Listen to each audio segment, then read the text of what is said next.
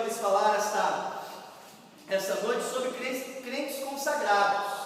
Crentes consagrados. A Bíblia vai contar a história de dois jovens que também eram irmãos e que, mesmo pertencendo à mesma família, mesmo que recebendo a mesma educação, mesmo que recebendo o mesmo carinho, mesmo que participando dos mesmos eventos, esses dois irmãos, eles tinham coisas das quais eles eram completamente diferentes. Estou me referindo, talvez você já ativou o seu registro de memória, eu estou me referindo a Caim e Abel. Apesar de eles serem tão próximos, Caim e Abel, eles eram tão distantes. O conceito de adoração, o conceito de serviço de Caim era totalmente diferente, distinto do conceito de adoração e de serviço de Abel. Eu acredito que Caim ele poderia ter sido aceito por Deus se ele tivesse feito do modo de Deus. Mas nós sabemos pelo registro bíblico que ele não o fez. A Bíblia vai nos ensinar que Caim ele foi rejeitado.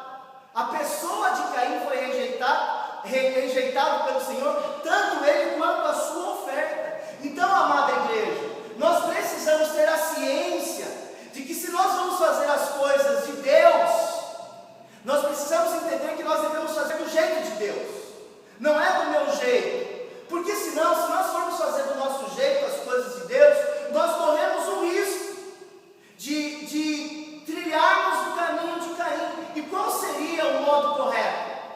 Obrigado, irmão. Eu já tinha pegado, mas vou deixar aqui guardado que eu vou precisar. Qual seria então o modo correto de fazer as coisas de Deus? Bem, meus amados, seria o modo do próprio Deus. E Paulo, o apóstolo, ele teceu alguns comentários significativos sobre a vida daqueles que desejavam servir a Deus, mas do modo de Deus. E no livro de Romanos, principalmente no capítulo 12, nós vamos encontrar ali alguns elementos que são fundamentais para aqueles que querem servir a Deus do modo dele.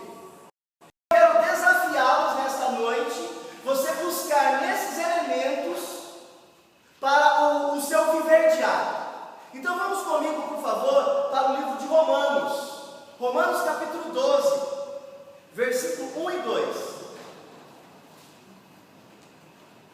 Hoje nós vamos falar então sobre crentes consagrados. Uma igreja ela deve ser constituída de crentes consagrados. Amanhã eu vou falar sobre que uma igreja ela deve ser constituída de casais consagrados. No domingo pela manhã eu vou falar sobre que uma igreja ela deve ser constituída de atos generosos para com o próximo. E no domingo à noite nós vamos falar que uma igreja ela deve ser constituída de crentes conscientes de suas responsabilidades.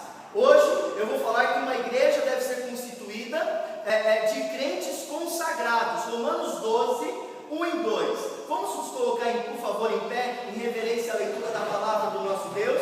A palavra de Deus vai dizer assim, note com muita atenção: rogo-vos, pois, irmãos, pelas misericórdias de Deus, que apresenteis o vosso corpo por sacrifício vivo, santo e agradável a Deus, que é o vosso culto racional. E não vos conformeis com esse século, mas transformai-vos pela renovação da vossa mente, para que experimenteis qual seja a boa, agradável e perfeita vontade de Deus. Vamos buscar o Senhor mais uma vez em oração. Pai de amor, nós nos colocamos diante do Senhor e lhe pedimos que o Senhor mais uma vez, ó Deus, esteja conosco, nos ajudando a entender a sua palavra. Faço das palavras, ó Deus, do apóstolo Paulo, quando ele encorajava a igreja, Deus, a deixar de lado qualquer coisa que impediria, Deus, aquele pensamento aquele pensamento ruim que fosse levado cativo a Cristo. Tira de nós, ó Deus, qualquer preocupação, qualquer ansiedade do nosso coração, que possamos estar prontos a aceitar a vontade do Senhor, principalmente descrita aqui nesse texto. Eu suplico isso, Deus de amor, no nome do seu Filho amado, Jesus. Pode se sentar, muito obrigado. Paulo ele vai apresentar aqui dois elementos básicos para servirmos a Deus no modo de Deus. E o primeiro elemento básico que nós encontramos nesse texto é a consagração do nosso corpo. Você quer servir a Deus do modo de Deus? Então nós precisamos aprender a consagrar os nossos corpos.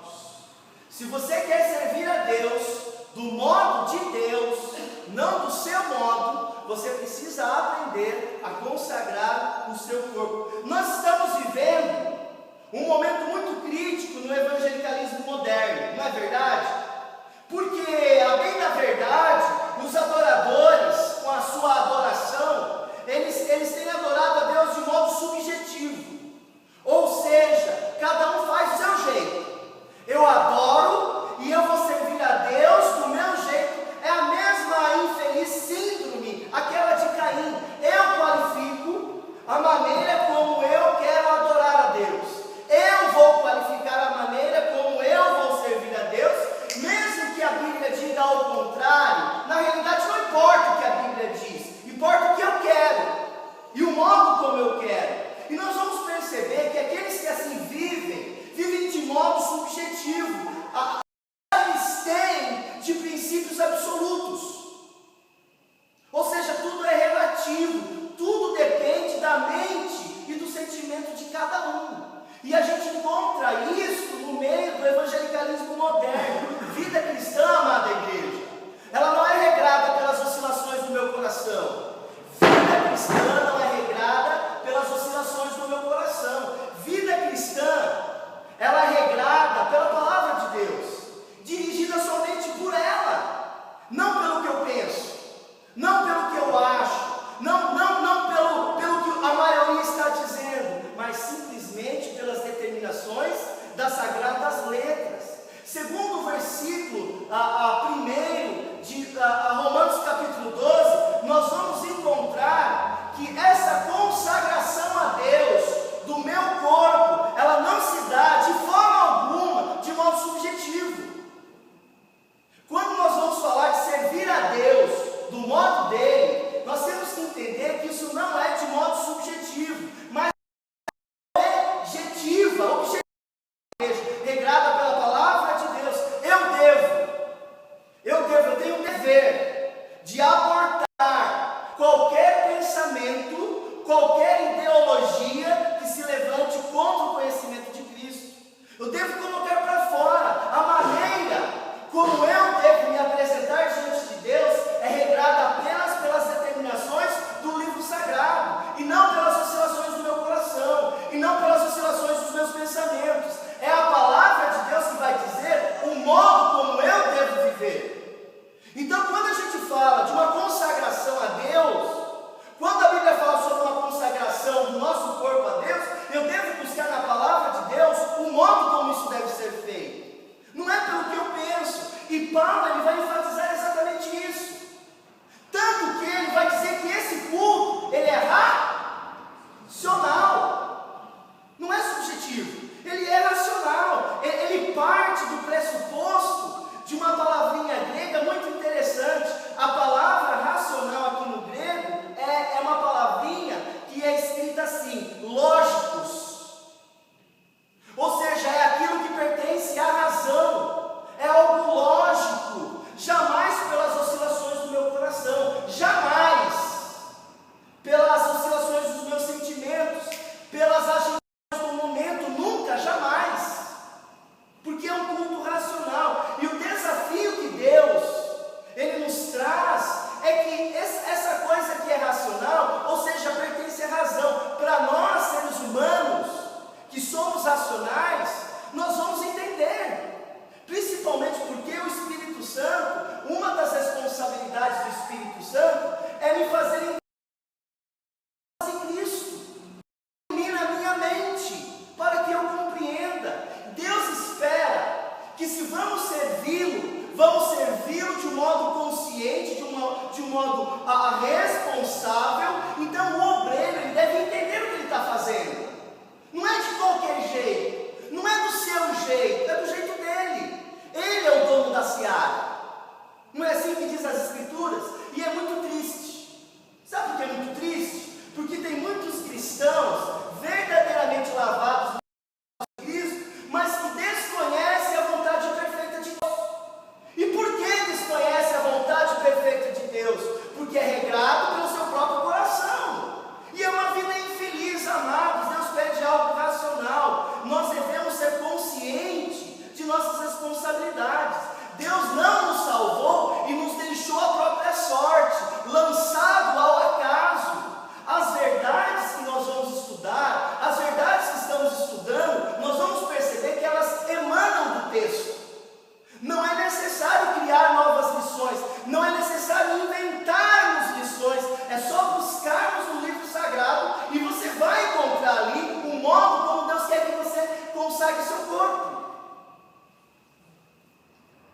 Deus, na sua infinita sabedoria, Ele compôs as Escrituras numa linguagem humana, não numa linguagem de anjos, não numa linguagem desconhecida. A palavra de Deus está escrita numa linguagem humana, uma linguagem que eu posso compreender. Obviamente, nós que somos lavados, nós temos a mente de Cristo, para conhecermos a mente do Senhor. E Deus fez isso propositalmente, apesar que outrora havia uma negrura no meu coração, mas isso foi removido, quando pela fé em Jesus Cristo. Então eu não tenho desculpas, eu não tenho justificativas para viver uma vida cristã alheia à vida de Deus, porque eu tenho todos os recursos à minha disposição. E a consagração bíblica, ela tem que envolver corpo e alma. O ser humano, ele não é apenas soma, ele é um ser psicossomático, é corpo e alma. E o apóstolo Paulo em Romanos 12, ele vai falar exatamente isso. Consagra o seu corpo, porque nós somos constituídos de matéria física. E a outra parte, ele vai tratar no versículo 2, que eu vou tratar daqui a pouquinho. Então ele fala sobre isso de uma forma muito clara. E por quê? Por que será que Deus enfatiza tanto o corpo humano? Talvez para você o corpo não vale nada. Irmãos, para Deus tem grande valor. O seu corpo, ele tem valor porque, segundo as Escrituras, o teu corpo, ele pertence ao Senhor.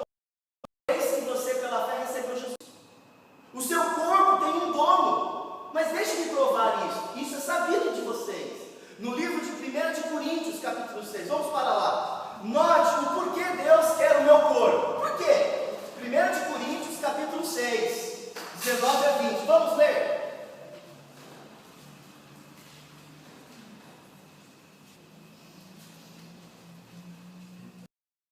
Acaso não sabeis? Vocês não sabem que o vosso quê?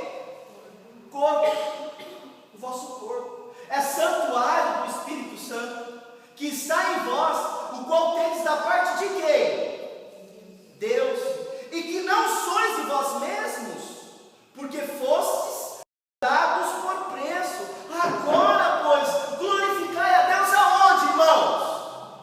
No corpo. Por que Paulo está falando isso? Porque o corpo pertence ao Senhor. E a Bíblia vai dizer que quando recebemos Jesus Cristo pela fé, o meu corpo ele é transformado em um santuário, em um templo. O próprio Deus, através da terceira pessoa da Trindade, habita em mim. O Espírito Santo, ele habita em mim, ele faz de mim um santuário pessoal de Deus. A Bíblia diz propriedade comprada. Eu fui comprado, eu tenho dono. Eu não sou largado à própria sorte. Eu tenho um dono. Jesus, quando nos salva, Ele também se torna, queira você sim ou não, Ele se torna Senhor absoluto da minha vida. Aceite você ou não isso. Ele é meu dono. O corpo de qualquer cristão pertence a Deus, que tem direitos legais sobre aquele corpo. Deus pode fazer o que quiser com o meu corpo, eu já não posso. Porque o meu corpo tem um dono. E Deus, Ele é o dono. E a Bíblia, irmãos, vai dizer que mesmo aqueles que pela fé responderam ao plano de salvação, mas não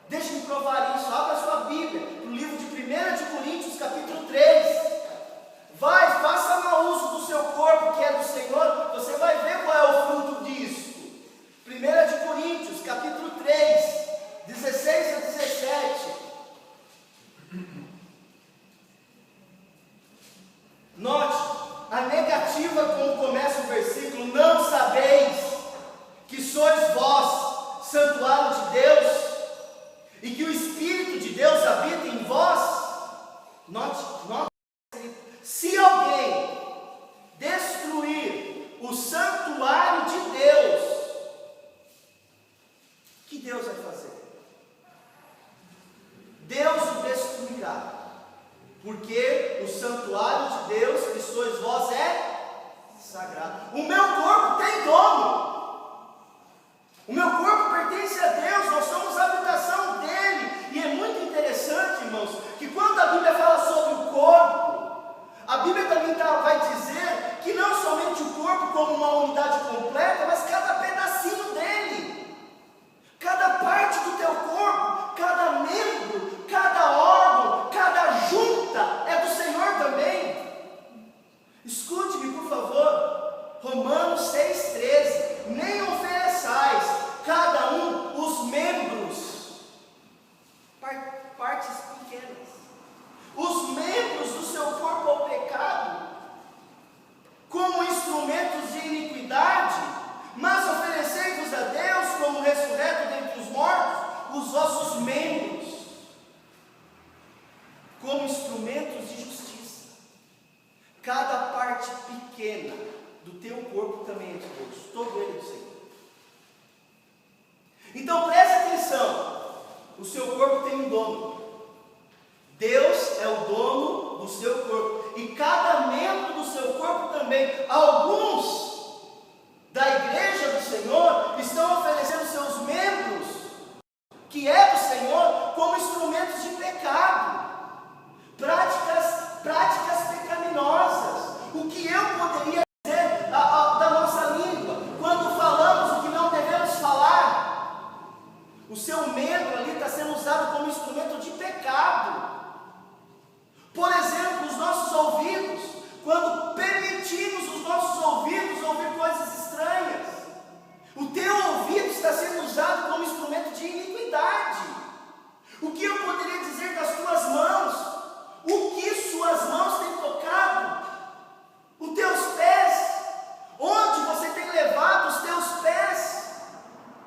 Cada parte pequena do seu corpo pertence a Deus. Amados, Deus espera que o seu corpo seja oferecido a Deus, e cada partinha dele também. E Paulo vai dizer que essa entrega é racional, ou seja, não é de qualquer jeito. Deus vai dizer o modo como que ele quer. Então não vai pegar o seu corpo todo largado na lata do lixo e tentar entregar a Deus, que ele não vai aceitar. Paulo vai dizer o modo como isso deve ser feito, e ele é muito detalhista, o apóstolo Paulo. Ele vai descrever atos qualificativos. Não é de qualquer jeito, não é do meu jeito. Ele vai dizer: o corpo deve ser vivo, santo e agradável. Além do meu corpo pertencer a Deus, além de que Ele quer que eu entregue a Ele, não é de qualquer jeito. O corpo deve ser vivo, um corpo vivo, não pode ser um defunto. É um corpo santo, um corpo agradável. Irmãos, o tempo não vai me permitir tecer comentários sobre cada área qualificativa, e vou me deter apenas na consagração santa do nosso corpo. Por que Deus requer de mim uma consagração santa? Por quê? Quando nós buscamos na antiga aliança, nós vamos encontrar Deus falando assim acerca de si mesmo.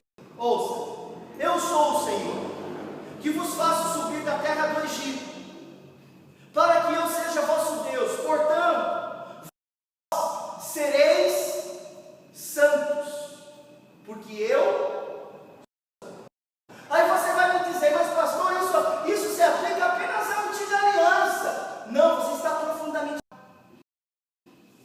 O apóstolo Pedro, ele escreveu o seguinte: pelo contrário, se é santo aquele que vos chamou, tornai-vos santos também vós em todo o vosso procedimento, porque escrito está: sede santos, porque eu sou santo. Então, por que Deus iria requerer de mim uma consagração santa do meu corpo? Porque Ele é santo. Ele não poderia aceitar nada menos daquilo que Ele é.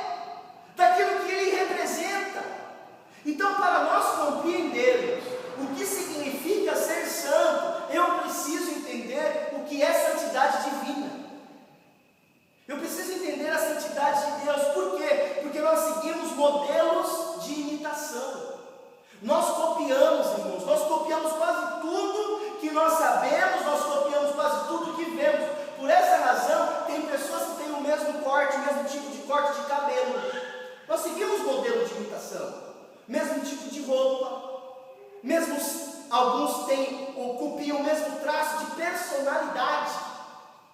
Nós copiamos. Interessante que nós não copiamos apenas coisas corriqueiras, coisas seculares, nós copiamos também comportamento. É verdade. Olha para o teu filho, olha para a tua filha. Muitos dos teus atos, ele tem como base você, pai. Ele tem como base você, mãe, porque nós copiamos. Faz parte do ser humano. Nós copiamos o comportamento, sejam eles morais ou não. E nós vamos perceber que a Bíblia até nos encoraja a copiarmos e a imitarmos. Olha o que Paulo falou no livro de Efésios. Depois imitadores de Deus, como filhos amados. A Bíblia me encoraja. Olha, se você tem que imitar alguém, imita Deus. Por que eu vou imitar Satanás? Por que eu vou imitar o príncipe destas trevas? Não, Paulo fala, imita Deus. Agora, vem cá. Certamente há certos aspectos em Deus que não dá para serem copiados. Por outro lado, há certos aspectos em Deus que dá para ser copiado. Por exemplo, nós copiarmos atributos inerentes apenas à Santíssima Trindade. Nem que eu queira, não dá. Por exemplo, a onipotência de Deus. É um atributo, mas eu não posso compartilhar aquilo, porque aquilo só pertence à Trindade. A onisciência, a onipresença, a eternidade, imutabilidade, irmãos, essas características, chamadas amorais, elas só pertencem à Trindade. Mas por outro lado, nós temos alguns atributos divinos, atributos morais, que devem ser copiados. Somos encorajados insistentemente pelas Escrituras para copiarmos. Por exemplo, a Bíblia nos encoraja a sermos compassivos. Por quê? Porque Deus o é. A Bíblia nos encoraja a sermos benignos. Por quê? Porque Deus o é. A Bíblia nos encoraja a sermos amorosos. Tudo baseado no caráter moral de Deus. A Bíblia nos encoraja a sermos justos. A Bíblia nos encoraja a sermos graciosos. A Bíblia nos encoraja a sermos humildes. Por quê? Porque pertence ao caráter dele. E eu devo copiar isso. Eu posso fazer isso. Então, o apóstolo Pedro, ele vai pegar essa linha de raciocínio do apóstolo Paulo, ele vai dizer o seguinte: imita então a santidade de Deus. Porque é um atributo moral. Sede santos, porque eu sou santo. Agora vem cá. Quando nós falamos tornai-vos santos, como Pedro falou no texto, a palavra tornai-vos significa deixa acontecer. Deixa Deus trabalhar na sua vida. Deus vai trabalhar, Ele vai reproduzir o caráter dele na sua vida. E quando nós falamos do caráter dele, nós estamos falando daquela imagem exata de Deus, que é o próprio Cristo. É a imagem dele que está sendo reproduzida em mim. Então deixa o Espírito Santo trabalhar na sua vida. Então por isso, irmãos, é importante nós enfatizarmos a santidade de Deus. É importante termos uma base muito sólida sobre essa santidade, porque nós seguimos modelo de imitação. Deus é o meu modelo. Deus é a minha referência. Mais uma vez, não é o diabo. Eu não devo imitá-lo. Eu não devo reproduzi-lo. Se eu pudesse, em poucas palavras, resumir o que significa vida cristã, sabe o que eu diria? O que é vida cristã? Vida cristã é imitar a Deus.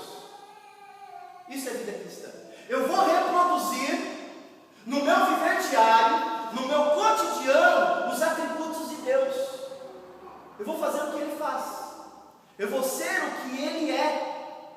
Irmãos, quando nós olhamos para a palavra de Deus, nós vamos perceber que Deus é perfeitamente santo. Perfeitamente santo. Tanto que no livro de Isaías e no livro do Apocalipse, nós encontramos a seguinte frase com relação a Deus: Santo, Santo, Santo.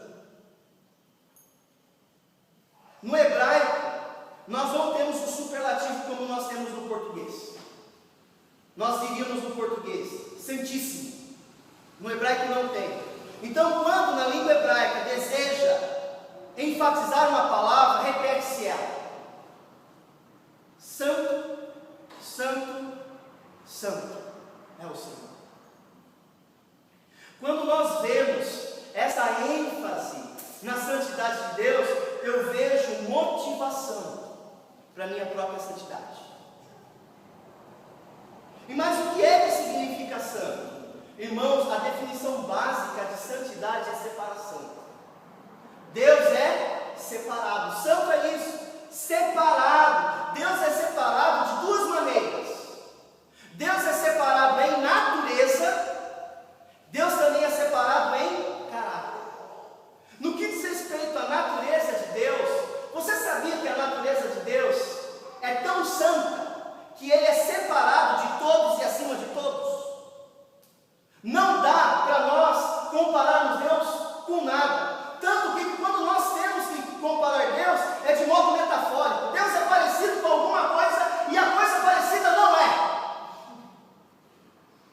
Deus, Ele é separado da sua natureza. A isso chamamos transcendência.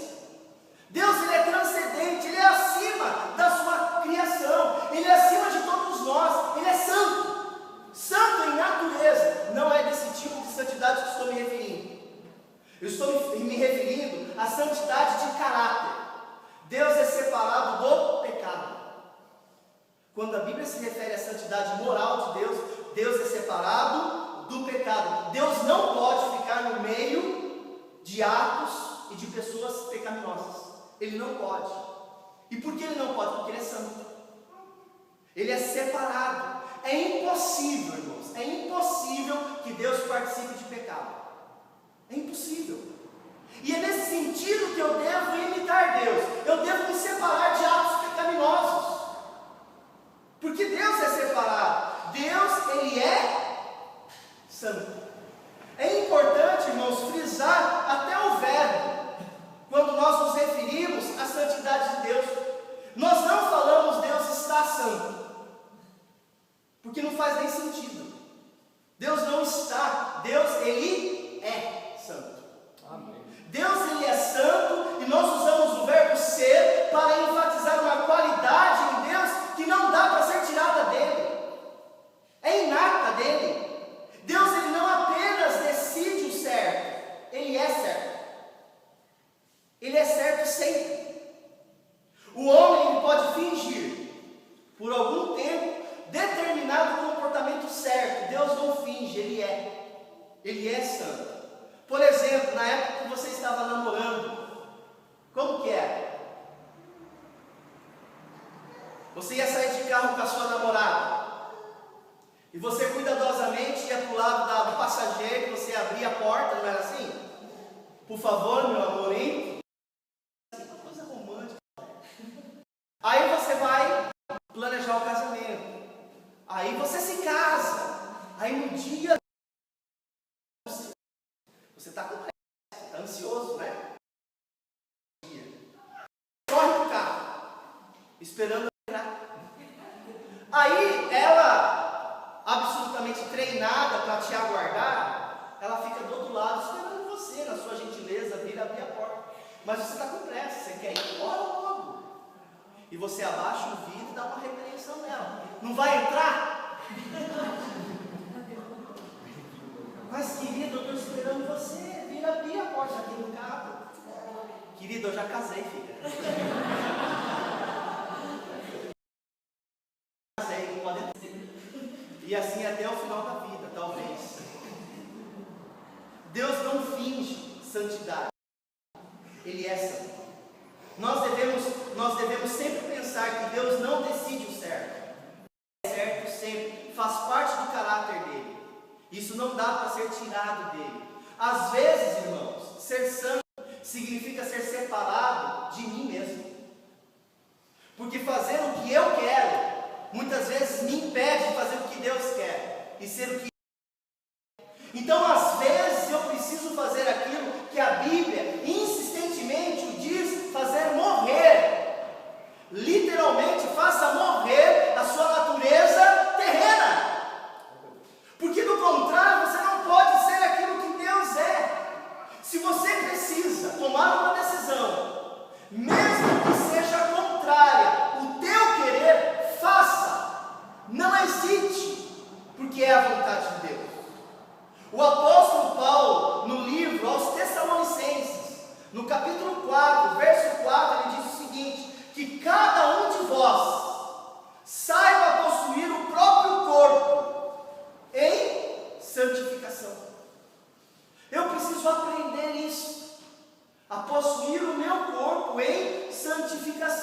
Irmão, se você quer fazer algo do modo de Deus, você tem que submeter a sua vontade à vontade dele. Quando nós nos convertemos, não é que nós perdemos a liberdade. Eu ganhei a liberdade para devolvê-la a Cristo. Quando eu chego a Cristo, não quer dizer que eu perdi a minha liberdade. Eu ganhei ela, mas para devolvê-la a Cristo. E eu preciso entender isso. Então, se você quer ser crente, consagrado, você precisa entender que o seu corpo deve ser consagrado a Deus de um modo santo. Paulo também vai nos dizer um segundo elemento básico. O primeiro é um corpo consagrado. Teu corpo é de Deus, você precisa devolver ele a Deus do modo correto. Mas Paulo vai dizer, ele vai tecer alguns outros comentários, que a mente também deve ser consagrada a Deus. Mas ela precisa ser transformada primeiro. Uma mente transformada. Versículo 2. Acompanhe comigo, volte os seus olhos novamente ao livro de Romanos, capítulo 12, versículo 2.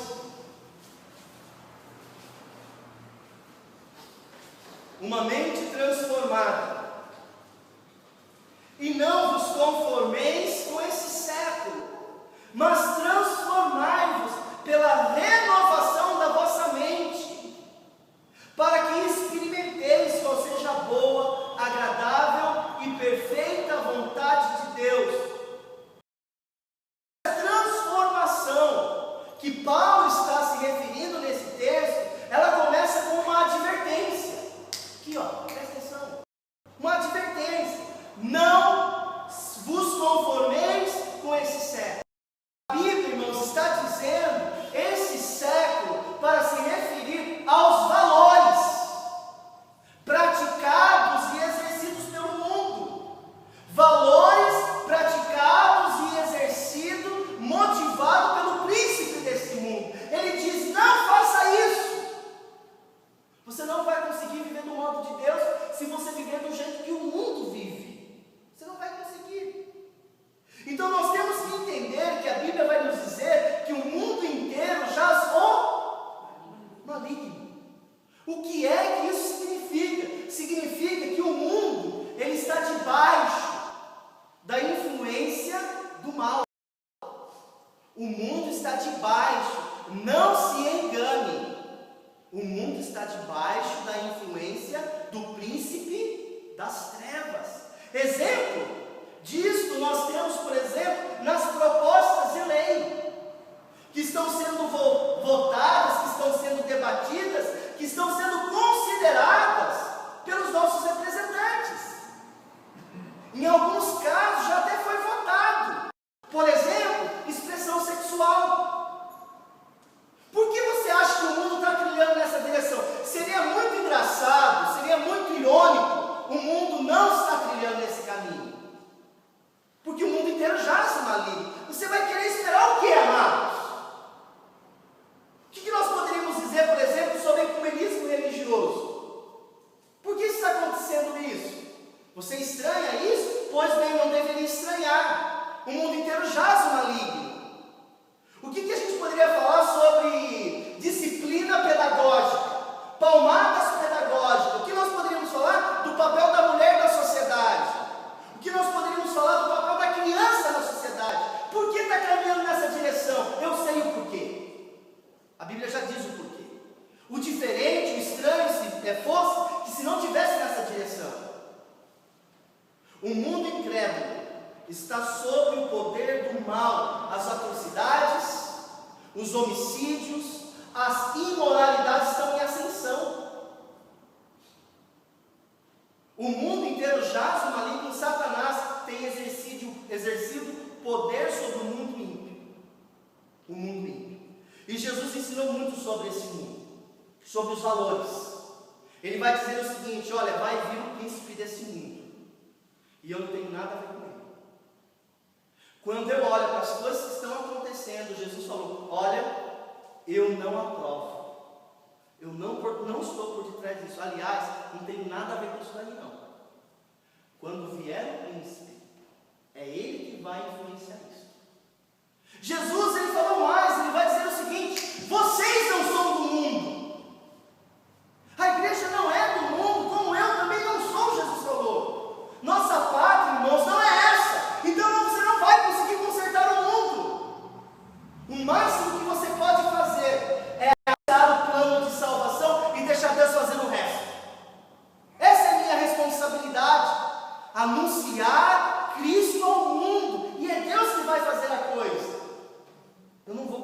do mundo, porque o mundo inteiro jaz o maligno. Irmãos, a Bíblia vai dizer que, infelizmente, a igreja de Cristo tem se tornado inimiga de Deus.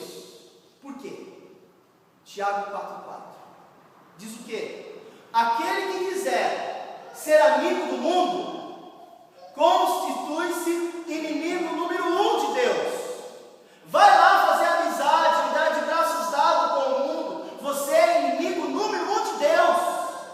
Tiago 4,4. Então o apóstolo Paulo ele vai dizer o seguinte: você quer viver no modo de Deus? Pois bem, então você não deve se conformar com esse século. Não aceita, não tolera, não aceite. O mundo, irmãos, tem a sua forma. O mundo tem o seu modelo, que é o diabo, o príncipe.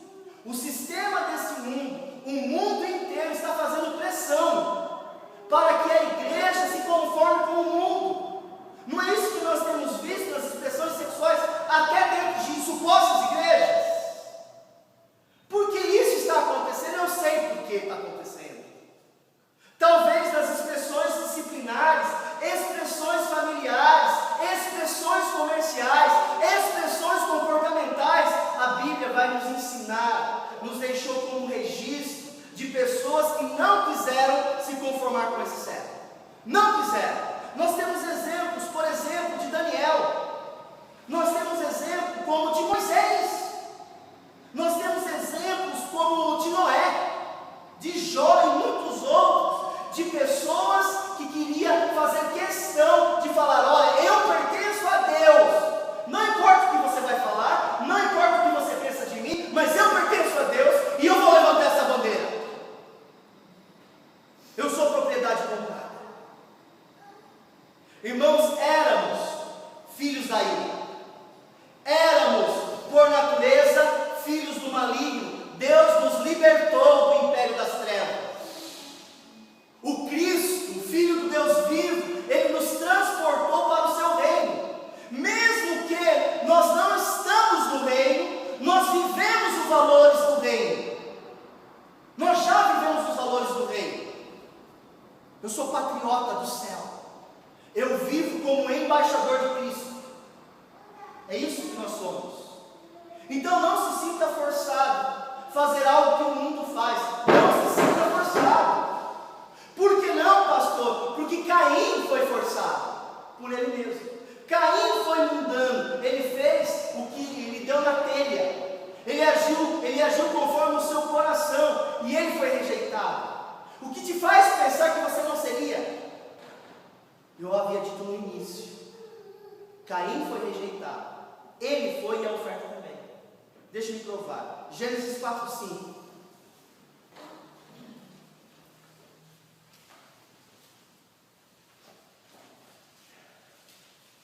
Gênesis 4:5.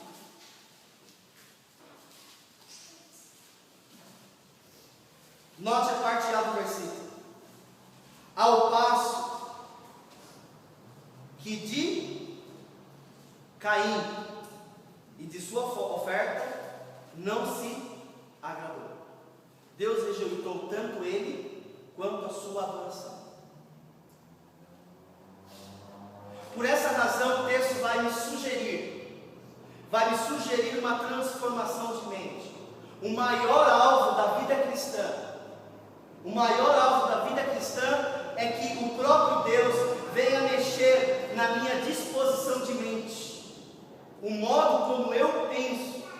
O apóstolo Paulo, irmãos, ele enfatizou isso no livro de 2 de Coríntios, no capítulo 2, no capítulo 3, ele vai dizer o seguinte: todos nós, com o rosto desvendado, contemplamos como por espelho a glória do Senhor, somos transformados de glória em glória na sua própria imagem, como pelo Senhor o Espírito.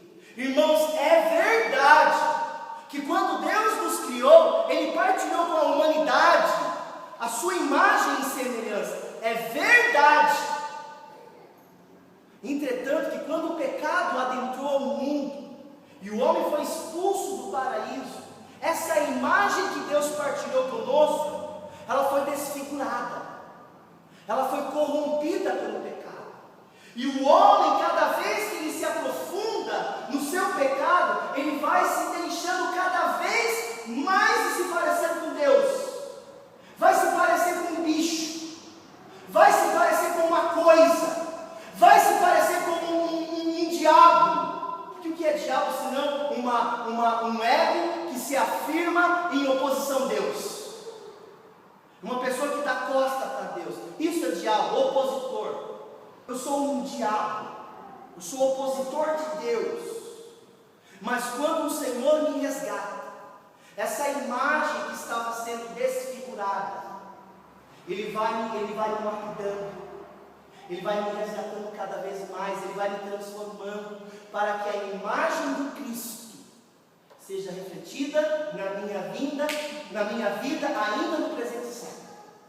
Pode ser que esse processo, ele não se finda e não vai se findar. Na glória, seremos transformados todos, num abrir e fechar de olhos, seremos todos transformados. Mas esse processo, ele já começou na minha vida. Quando a Bíblia trata desse assunto, irmãos, a Bíblia muitas vezes o faz de modo metafórico, falando o seguinte, que assim como o ourives, ele prova o ouro, assim Deus o faz comigo. Deus tem que me provar, Ele tem que me lapidar, e muitas vezes me submeter a um fogo intenso. Como se depura o ouro, se não pelo seu derretimento completo? A massa sólida, ela se derrete, ela vira um líquido, para que todas as impurezas se queimem. E depois o ourives vai submeter aquele ouro derretido a um metal precioso e purificado. Deus precisa fazer isso comigo. Ele precisa trabalhar na minha vida. E Ele está fazendo isso. E Ele o faz pelas sagradas letras. Obviamente que Deus usa as circunstâncias da vida, é óbvio. Mas a ferramenta principal de Deus é assim que Ele vai me depurar. É assim que Ele vai remover de mim as imperfeições. E quando a palavra transformação, a palavra grega é metamorfose, que transliterado muitas vezes vem como metamorfose. Ou seja, é uma transformação que acontece de dentro para fora. Não é apenas o exterior da pessoa que muda, o seu vocabulário. Paz do Senhor, irmãos. Aleluia. Glória a Deus. Não é aparência, é uma transformação interna, é uma transformação que começa na mente, e a palavra ali é noia, centro da razão. Deus tem que mexer na minha disposição de mente, Ele vai mudar a proposta de vida que eu tenho, Ele vai mexer nessas áreas. Não apenas nos meus conceitos, nos meus jargões, nos meus costumes, mas é o meu estilo de vida. Ele vai mudar radicalmente. Deus, Ele está operando no seio da igreja para que possamos pensar como Ele, para que possamos agir como Ele, para que possamos ser como Ele foi, melhor, como Ele é.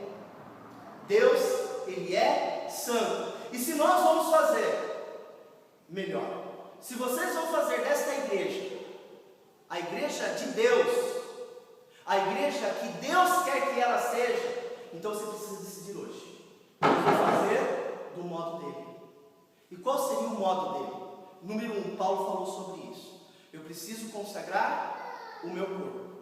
Então eu devo estar decidido a separar o meu corpo de atos pecaminosos. Número 2, eu preciso permitir Ele transformar o meu modo de pensar. Precisa haver uma renovação, uma troca. Os meus valores precisam sair fora, e os valores dele precisam entrar em mim. Fecha seus olhos, abaixa sua cabeça por alguns instantes, por favor. Eu só quero fazer algumas perguntas, logo em seguida quero chamar o pastor Ari para dar continuidade. Quantos de vocês poderiam dizer, pastor Mário, Deus ele mexeu pela palavra dele na minha disposição de pensar. Deus está trabalhando na minha vida, eu gostaria de reconhecer isso.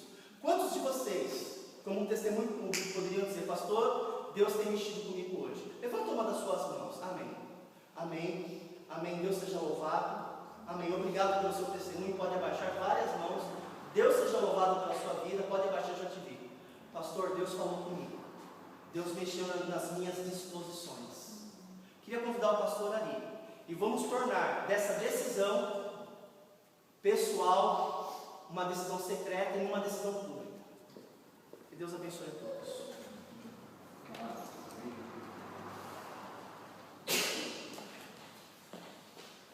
Deus seja louvado. Período desafiador da sua palavra. João, por favor, 304.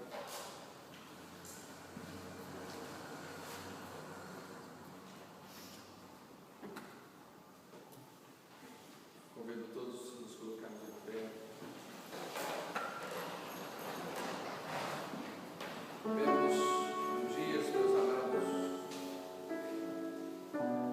temos bastante programações e métodos, a igreja está cheia de métodos. Todo dia sai um livro novo com um método novo. Só que o método de Deus são crentes consagrados. Não existe outro método, não tem outra maneira de Deus trabalhar que senão com crentes consagrados. Nós podemos ter o programa que for. Se não houverem crentes cheios do Espírito Santo, Deus não vai operar e não haverá poder. Quando falamos de crentes consagrados, nós estamos falando do poder de Deus operando e agindo nas nossas vidas, transformando de dentro para fora, salvando aqueles que estão nas trevas. Isso é possível. Não queremos ser uma igreja que recebe membros de outras igrejas. Queremos ser uma igreja que recebe as pessoas das trevas para a luz. Porque aqui há crentes que vivem em luz. Amém. Então consagre a sua vida. Essa tem sido a minha oração. E Deus confirmou hoje mais uma vez. Crente cheio do Espírito Santo, consagrado. E eu chamo você, enquanto nós cantamos, um corinho bem simples, que é buscar primeiro o reino de Deus. Eu quero que você cante um pouco, justamente para você pensar na sua vida diante do Senhor. Se ajoelha onde você está, consagre a sua vida, consagre a sua vida ao Senhor.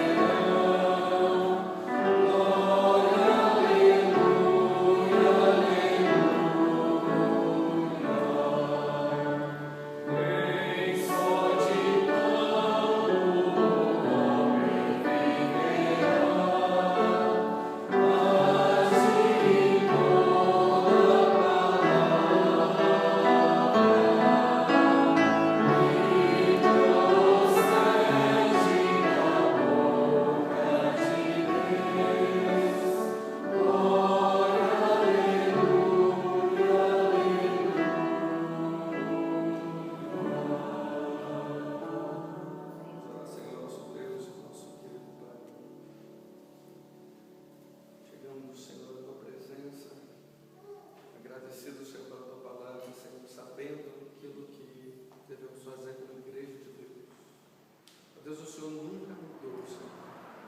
O Senhor sempre trabalhou com homens e mulheres, ó Deus. Ó Deus, e queremos o Teu poder agindo em nossas vidas, em vencer o pecado, Senhor, em abandonar, Senhor, a prática do pecado, Senhor, em chegar diante do Senhor, Pai, e nos colocar à disposição, porque cremos, ó Deus, no Senhor. Não porque queremos receber alguma coisa, mas porque pela fé nós cremos em quem o Senhor é e que o Senhor faz o